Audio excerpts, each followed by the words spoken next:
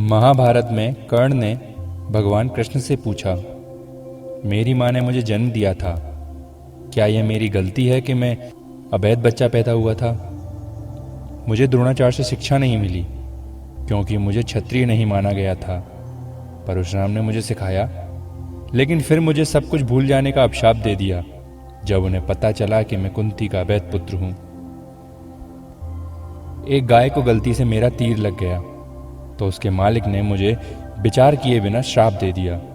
मैं द्रौपदी के स्वयंवर में अपमानित हुआ, यहाँ तक कि कुंती ने मुझे अपने अन्य बेटों को बचाने के लिए ये कड़वी सच्चाई भी बताई। अपने पूरे जीवन में मैंने जो भी पाया है वो सिर्फ दुर्योधन के दान की वजह से, तो मैं उसका पक्ष लेने में गलत कैसे हूं? भगवान श्री कृष्ण ने जवाब दिया, कर्ण, मेरा जन्म जेल में हुआ था। मृत्यु मेरे जन्म के पहले से ही मेरा इंतजार कर रही थी। जिस रात मेरा जन्म हुआ था, मैं अपने जन्म देने वाले माता पिता से अलग हो गया था। बचपन से आप तलवारों, रथों, घोड़ों, धनुष और तीर के शोर को सुनकर बड़े हुए, लेकिन मुझे सिर्फ गाय, गौशाला और गोबर का साथ मिला।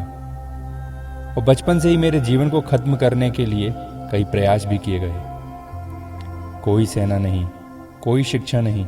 मैं सुनता था, लोग कहते थे कि मैं उनकी सभी समस्याओं का कारण हूँ।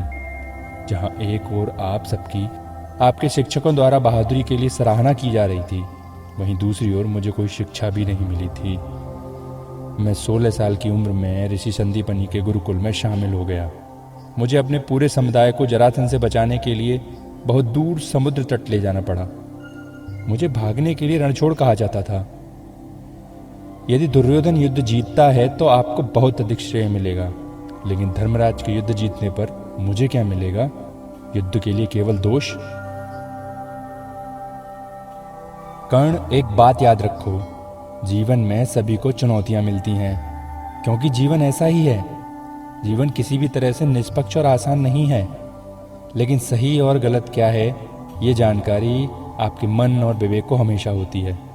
इससे कोई फर्क नहीं पड़ता कि हमारे जीवन में कितना अनुचित हुआ, कितनी बार हम अपमानित हुए या कितनी बार हम गिरे। महत्वपूर्ण बात यह है कि उस समय आप कैसे प्रतिक्रिया करते हैं। जीवन की अनुचितता आपको गलत रास्ते पर चलने का अधिकार नहीं देती। हमेशा याद रखें, जीवन कुछ बिंदुओं पर कठिन हो सकता है और लोग भाग्य का नाम लेकर अपना बचाव कर सकते हैं, लेकिन हम जीवन में किस ओर जाएंगे ये हमारे द्वारा पहने हुए जूतों से नहीं, बल्कि हमारे द्वारा उठाए गए कदमों द्वारा तय होता है।